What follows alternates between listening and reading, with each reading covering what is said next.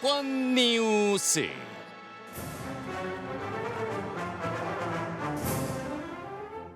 (2022년 3월 9일) 수요일 치러질 20대 대통령 선거를 앞두고 여야 후보들의 각축전이 치열합니다. 요동치는 대선 판도에 어떤 일이 있었는지 알기 쉽게 정리해 드립니다. 대권 뉴스.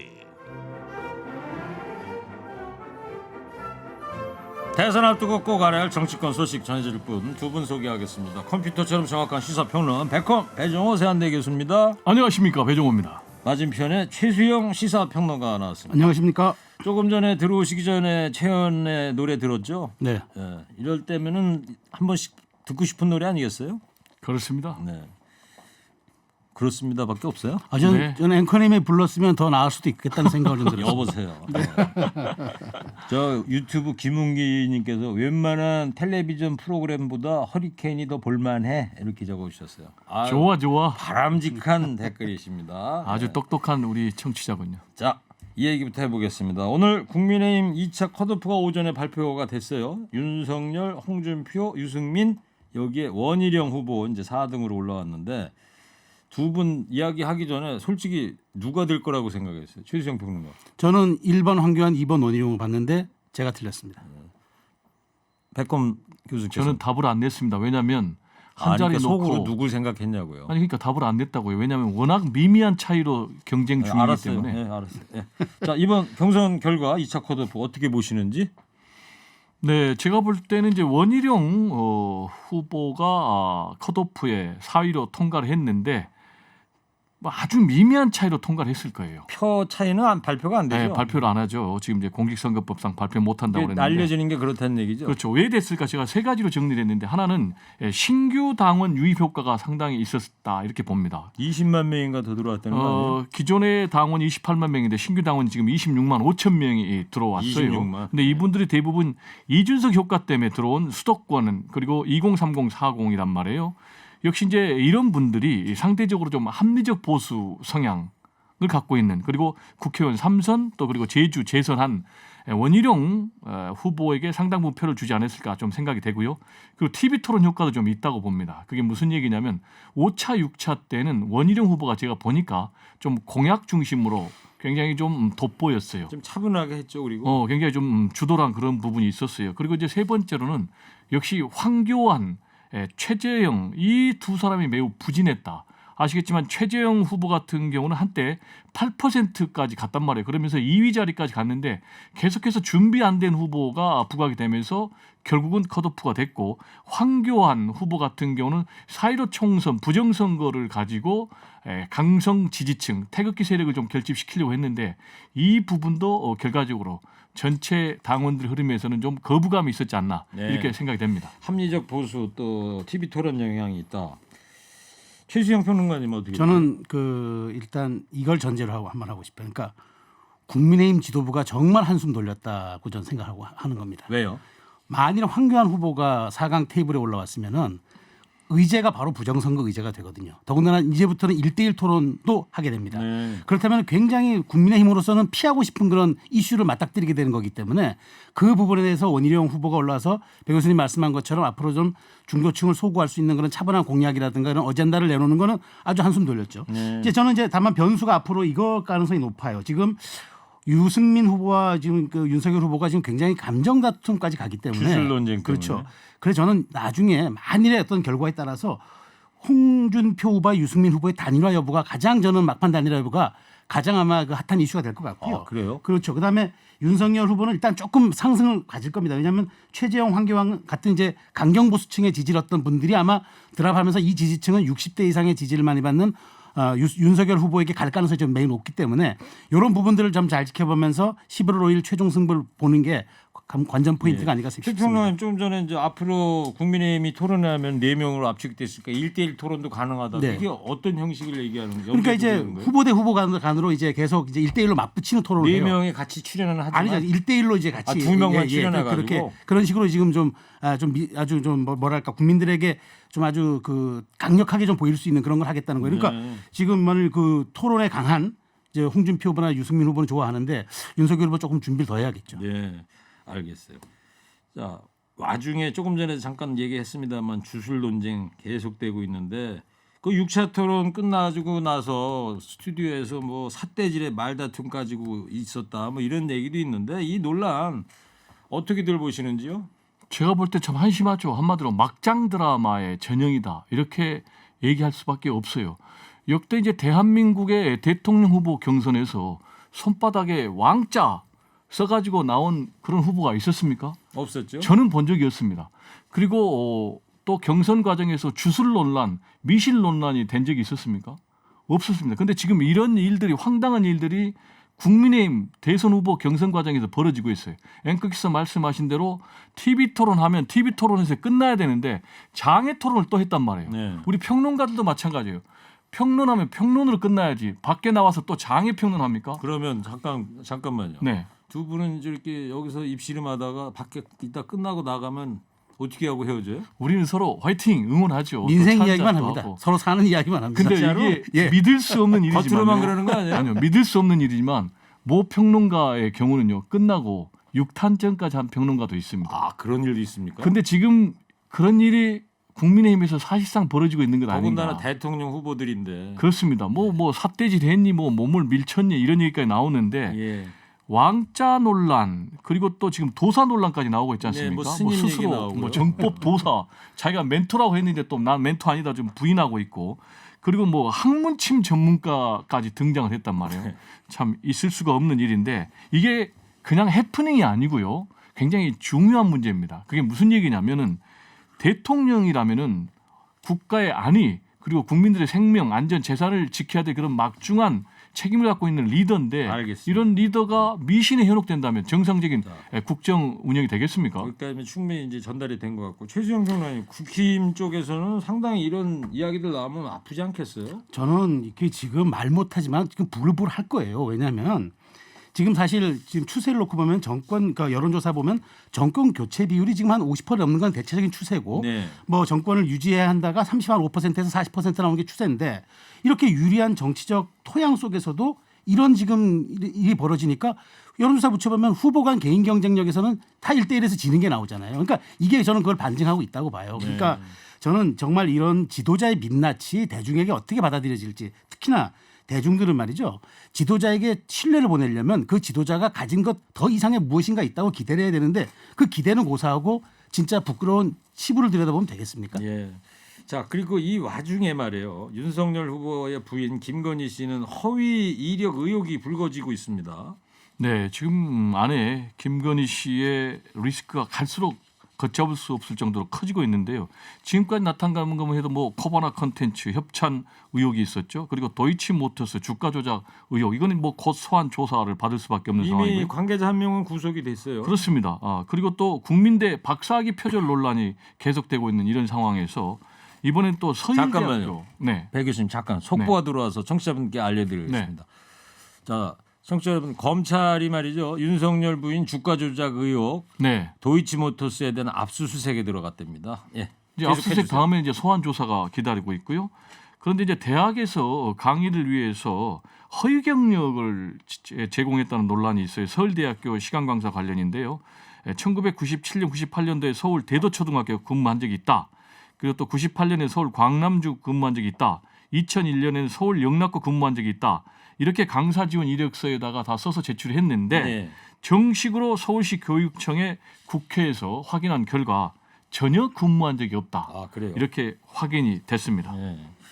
자, 그 최평님 그 네. 고발 사주 의혹 제보자 조성은 씨가 김웅 의원과 통화 녹음 파일 원본을 공개해달라고 네, 그렇죠. 공수처에다가 정보 공개 청구를 했더라고요. 현 시점에서 정보 공개 청구한 배경은 뭐라고 보세요? 이거죠. 본인이 지금 계속 진위를 의심받아 왔는데 스모킹건 해나 나온 거 아닙니까? 이게 복구가 됐잖아요. 그러니까 그 자기에 대한 공격이 끊임없이 오지 않았습니까? 그렇죠. 이게 고발 사주 의혹이 곧 마치 사주 의뢰한 것처럼 이렇게 공작처럼 비춰지니까 본인이 이제 메신저가 오염됐다고 생각했는데 이제 이거 하나 나온 거죠. 나오니까 그래서 본인이 SNS에 나도 원본을 들을 권리가 있다 이렇게 썼더군요. 그래서 저는 어쨌든 이것이 이제 만일 저는 이게 받아들여질 가능성도 있다고 봐요. 왜냐하면 공수처가 원래는 수사를 이유로 안 된다고 하겠지만 뭐 그래 본인이라고 하는 게 형식적인 절차로 입증이 되면은 뭐 주지 않을 이유도 사실 없을 거예요. 네. 그렇기 때문에 만일 그러면은 이제 여기에 대해서 지금 윤석열 전 총장이 여기 안에 김웅 의원의 녹취에 들어있느냐 없느냐 진위 여부가 지금 막 논란이 되고 있지 지금 않습니까? 그게 언론사마다 또 달라요. 나오잖아요. 예, 예. 어디는 MBC는 윤석열이라고 그렇죠. 못을 박았는데 박았고. 다른 언론에서는 그냥 검찰이라고 표현을 했고 그렇죠. 예. 이런 부분에 대해서 국민들 상당히 현혹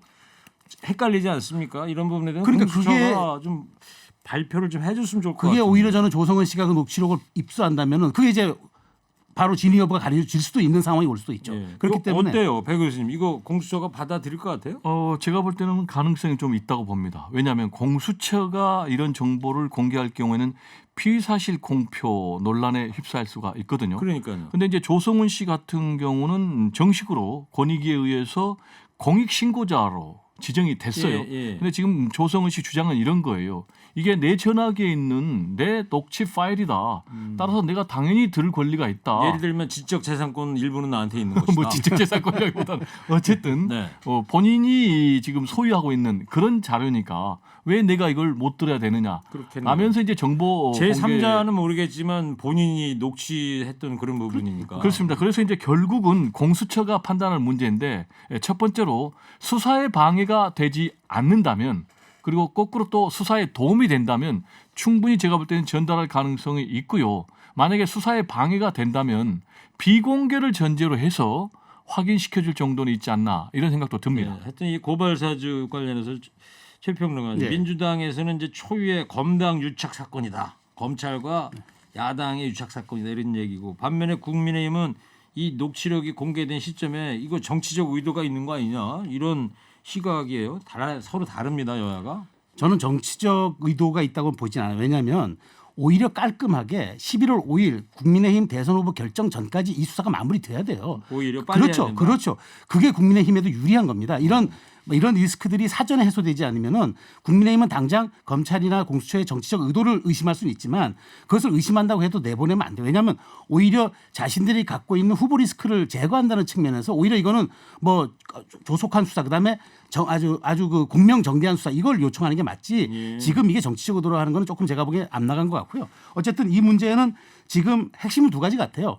저희인가 뭐 우리인가라는 표현이 있었다는 거잖아요. 그게 이제 김웅 의원이 했던 건데 얘기했는데 그 우리가 누구냐? 그 우리가 미래통합당을 얘기한 정치권이냐? 아니면 손중성 검사를 얘기한 검찰이냐? 이 부분이 굉장히 이건 뭐 큰 사안이죠. 그래서 저는 이 부분에 대해서는 이제 김웅 의원은 알고 있겠지만 어쨌든 이 부분의 수사가 저는 11월 5일 날 끝내는 게 공수처도 좋고 국민의힘도 좋다. 11월 5일에 봐야 이제 한 달도 안 한 달 남았습니다. 안 남았죠. 예. 네. 최평론가님이 그래도 합리적인 보수의 평론을 해주시는 것 같아서 감사합니다. 예, 좋습니다. 예.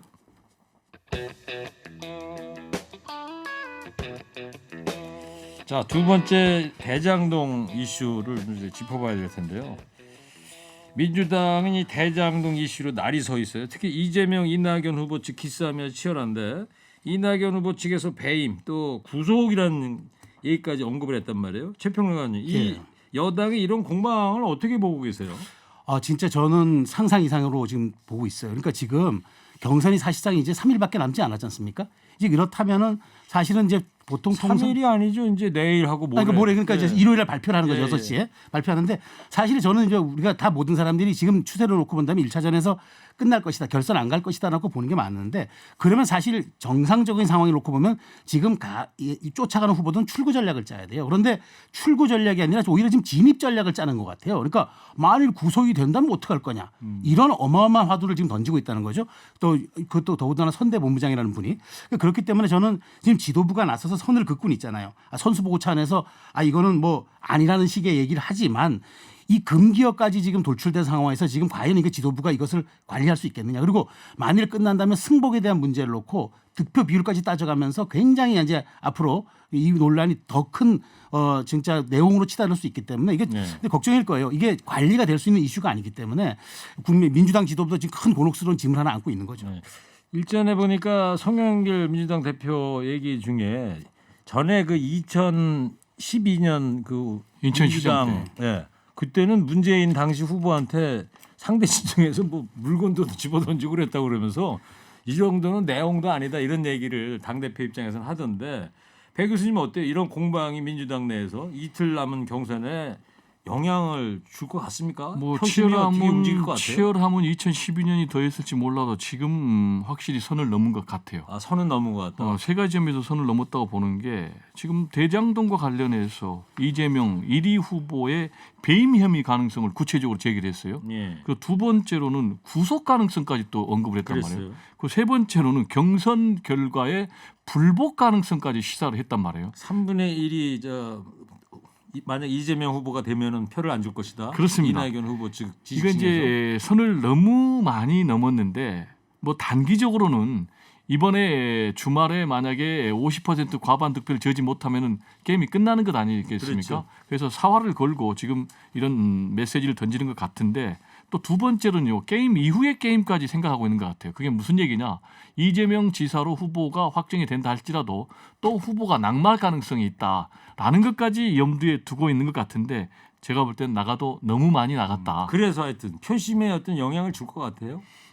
제가 볼 때 영향을 못 줄 것 같아요. 그래도? 이유는요. 첫 번째로는 결국은 지금 밴드웨건 효과가 강력하게 작동을 하고 있습니다.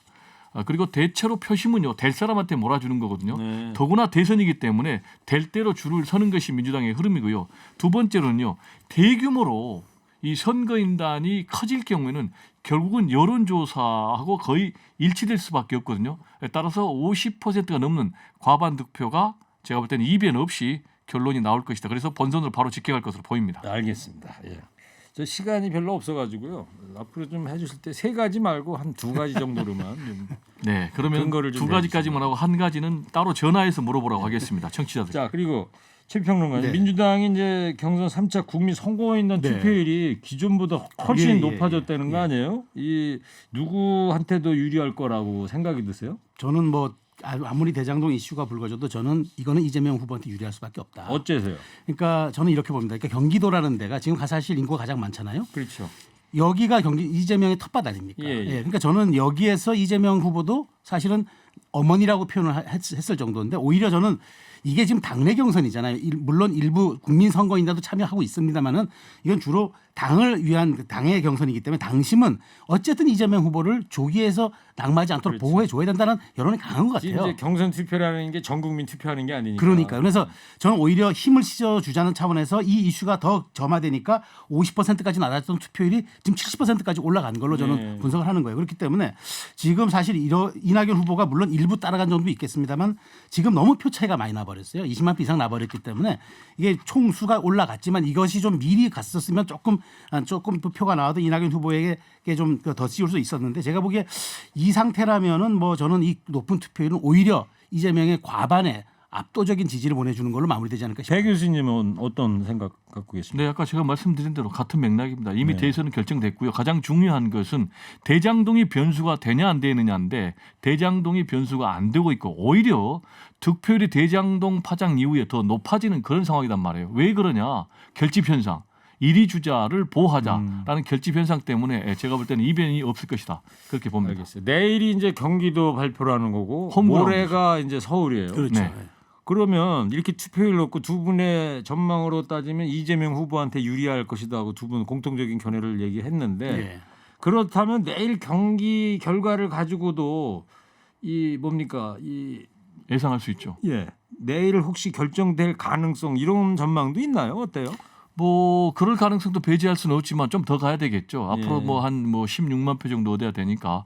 근데 이제 경기도 같은 경우는 홈그라운드잖아요. 그래서 예. 이재명 지사 캠프에서는 60% 이상의 득표를 생각하고 있고 그리고 마지막 3차 선거인단까지 투표하고 개표하면은 문재인 대통령이 후보 시절에 얻었던 57% 정도는 득표할 가능성이 있다. 이렇게 예상하고 있는 상황입니다. 알겠어요. 자, 이 화천대유 이 대장동 얘기 안 할 수가 없는데 이 정영학 회계사죠. 그 또 이 김만배 화천대유 이 최대 주주 이 녹취록이 이제 확인이 됐다고 그래서 이번 한 주도 뜨거웠는데 어떤 내용이죠? 그러니까 이제 돈의 흐름이 구체적으로 나온 거예요. 그러니까 로비 자금의 전체 액수가 등장을 했습니다. 얼마 정도 예상하세요? 실탄이라는 표현인데 350억. 엄청나죠? 그런데 이 구체적으로 실탄을 누구한테 쏘느냐라는 것과 관련해서는 성남시 의장, 네. 의회 의장에게 30억, 그리고 의원들에게 20억, 어제 KBS가 그 단독 보도한 거죠? 그렇습니다. 예. 네, KBS가 단독 보도했고요. 그리고 이제 녹취록 파일 보면 또 이런 얘기도 나와 있어요. 50억 뇌물 제공자도 나와 있어요.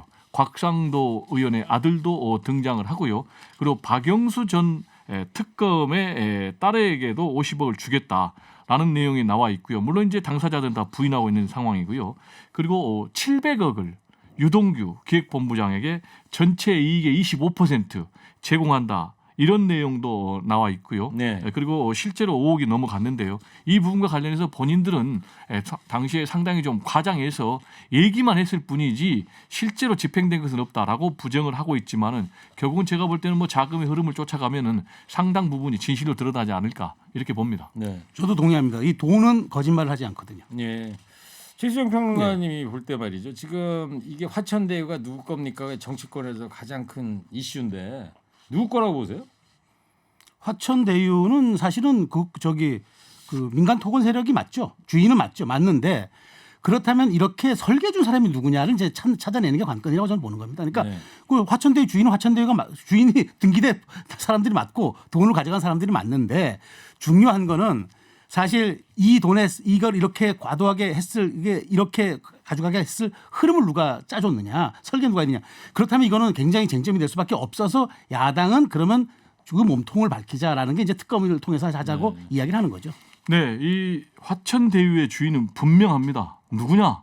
돈을 받은 사람입니다. 그럼 지금 누가 돈을 먹고 받았냐? 벌고. 그럼 일단 1번이 김만배, 그리고 2번이 남욱, 3번이 뭐 정여각 회계사, 그리고 4번이 뭐 유동규, 네. 플러스 정치인들, 곽상도, 원유철, 플러스 또 오늘 법조 인맥들. 오전에 나온 어디 기사를 보니까 원유철 전 의원의 부인이 그러니까요. 여기 또 화천대유 고문, 고문으로 예. 월 600을 받고 있다는 뉴스도 나왔더라고요. 그러니까 이제 이게 여야를 가리지 않았던 것 같아요. 근데 여야를 가리지 않았던 것 같아서 저는 이거는 법조 정치 모든 게이트가 맞습니다. 맞는데 자 그러면 이렇게 설계를 누가 하니까 제가 엊그제 그 경향신문 창간 여론조사를 봤더니 이재명 이렇게 설계돼서 화천대유가 이렇게 거액의 돈을 가져간 거는 이재명 후보의 책임이라고 답한 국민이 50.6이었고 네. 국민의힘의 책임이라고 얘기한 답한 국민이 그 응답자가 31%였어요. 31. 그렇다면은 저는 제가 보기에 이재명 지사가 이건 토건 세력이다, 국민의힘이다, 보수 언론이 나를 프레임 짜서 몰아넣고 있다고 항변할 게 아니라 여기에 대한 그런 정확한 진상들 더 밝혀줘야 소장이 돼야 돼요. 네. 그러지 않으면은 이 본선 가서도 굉장히 이거는 블랙홀이 될 겁니다. 알겠습니다. 자, 배정 교수님 다시 말씀. 네, 자꾸 이제 짧게 좀 설계 해주시면. 얘기로 물타기를 할 필요가 짧게 없고요. 좀 해주세요. 돈 받은 사람이 문제고요. 만약에 이걸 공영 개발로 개입을 안 했으면 100% 예. 다 민간 토건 세력이 가져간 것입니다. 알겠습니다. 자, 오늘 대권 뉴스 청취자 여러분 여기서 마쳐야 될 것 같습니다. 지금까지 배종호 교수, 최수영 시사평론가였습니다. 두 분 감사합니다. 감사합니다. 혜은이 괜찮다 들으시고요. 저는 3부에 컴백하겠습니다. 힘든 싱어합니다.